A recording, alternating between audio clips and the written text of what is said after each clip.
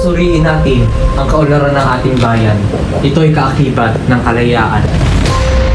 Tulad ng paniniwala ko sa Diyos Espiritu Santo, talagang tamad ang mga Indyo. Kalokohan! Hindi totoong masamang tao si Ibar. Marapat lamang na ipakasal ko ng Ito maaari, saan kayo ba? Sino pa anong dahilan? Hindi tayo magiging malaya kung hindi tayo lalaban. Katarungan at kanilang para sa bawat mamamayang Pilipino. Kakaherere at buwag! Buwag! Talagang mahal niyo. Sabihin niyo sa akin, na huwag nang ituloy ang Ngayon ko lamang napagtanto na mabuting tao si Ibarra. Halika na puno ng kamanalan, ngunit ang puso puno ng katakilan. Akala mo hindi ko kilala kung sino ka at kung sino ang mga kasama mo.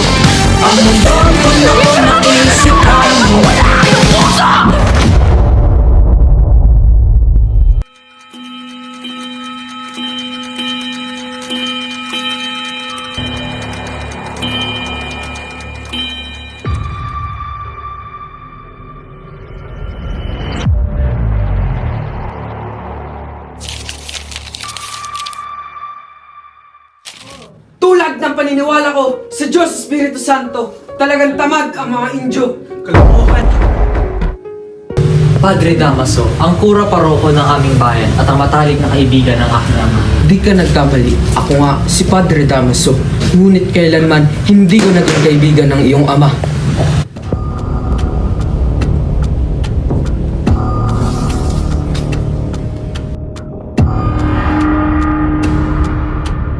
Kung susuriin natin ang kaunlaran ng ating bayan, ito'y kaakibat ng kalayaan at ang kariltan ay kaakibat ng kawalan ng kalayaan.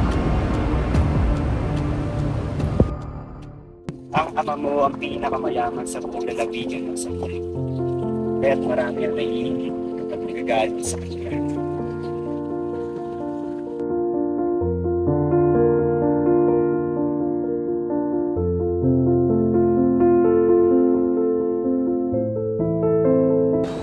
O Maria Clara kong sinta, kamusta ka na kaya? Naalala mo ba ako nung ikay nasa Europa? Hindi kita malilimutan na rin. Yan ang pangako ko.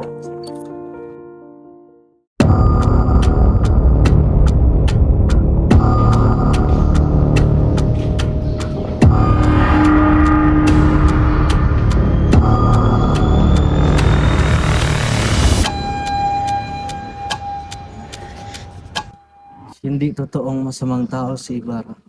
Isa siyang mabuti at paninindigang binata.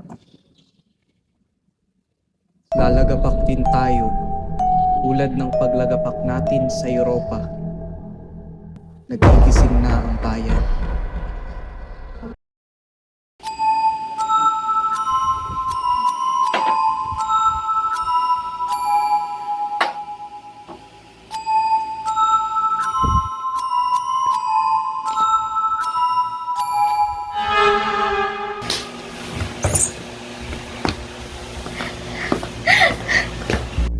Siguraduhin mo, malilipat mo siya sa libingan ng mga Inchik.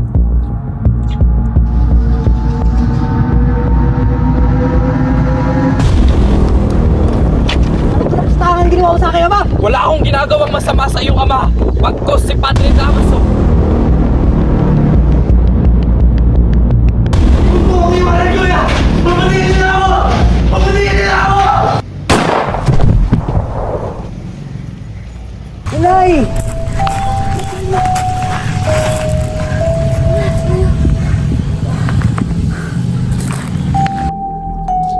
Nakita ko yung mga dapat tumakas. Lumayas ka na rito.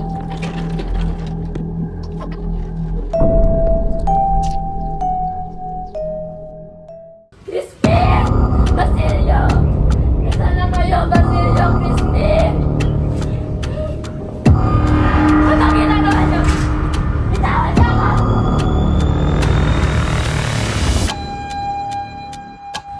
Pakawalan niyo ako dito! Basilio, Crispin! Pakawalan niyo ako dito!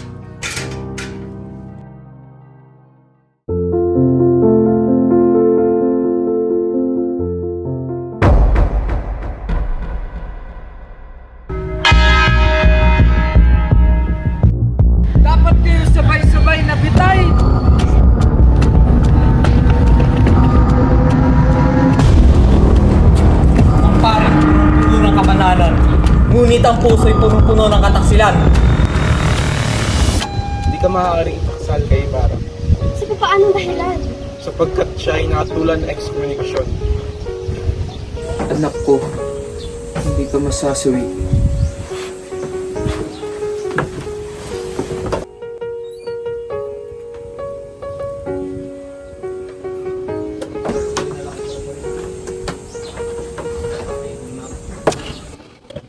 Padre Damaso, ang aking pamangkin, si Alfonso Lunares, ay tiyak na bagong mapangasawa ni Maria Clara.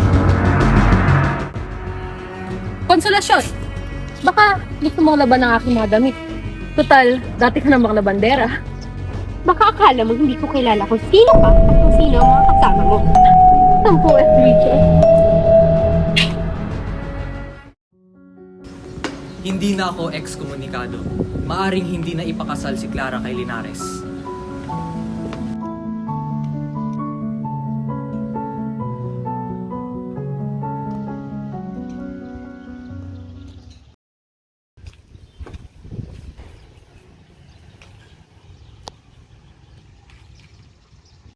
Ngayon ko lamang napagtanto na mabuting tao si Ibarra. Paano kung di makapatawad ni Padre Damaso sa Ibarra? Si Maria Clara na bahala sa kanya. Hindi tayo magiging malaya kung hindi tayo lalaban. Katarungan at kalayaan para sa bawat mamamayang Pilipino. Ako ay nagtitiis, samantalang ikaw ay nabubuhay, umiibig at nagagawa ang mga gusto mo.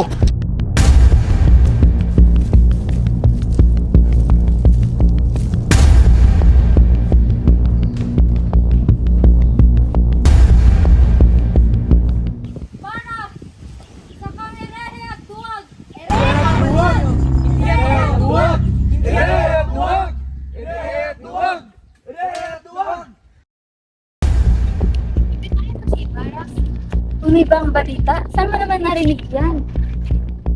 Narinig ko lamang sabi sa akin. Marapat lamang na ipakasal si Linares kay Maria Clara. Ito na ba napapatuan? Marapat na. Ano ang nais mong mangyari? Hindi ko na alam kung ano ang nais kong gawin. Tandaan mo na minsan lang ako at hindi ako maluluhan. Isa akong takas at hindi man tatagal, malalaman rin ang aking pagtakas. Tumakas ka na. Paparating ng mga Guardia Civil. Ako nang bahala dito.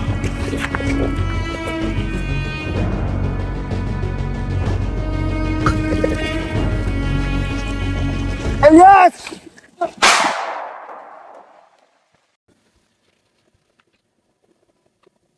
Namumutla ka.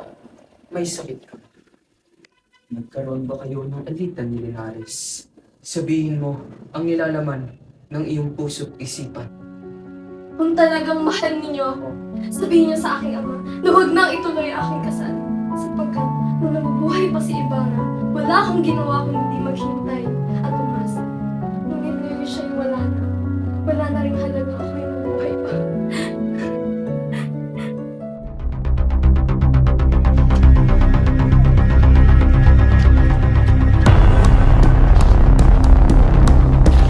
Basilio! Anak!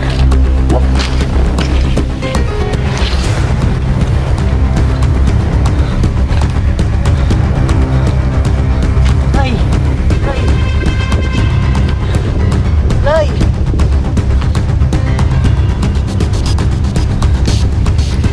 Nay!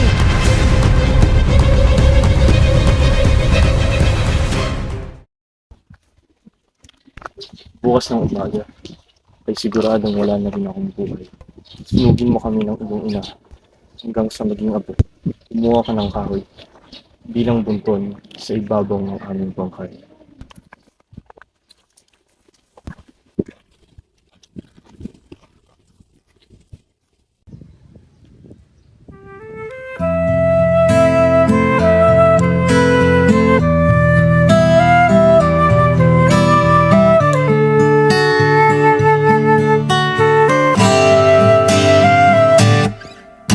Tungalay kong arana para sa sa dalagang walang kasing ganda. Amoy rosas ang alimon, kung nanaisan lang tadhanang napanlinlang. Di hahayaan mawala pa tong liham na naasan. Wala akong ginagawang masama sa iyong ama. Bagot. Handang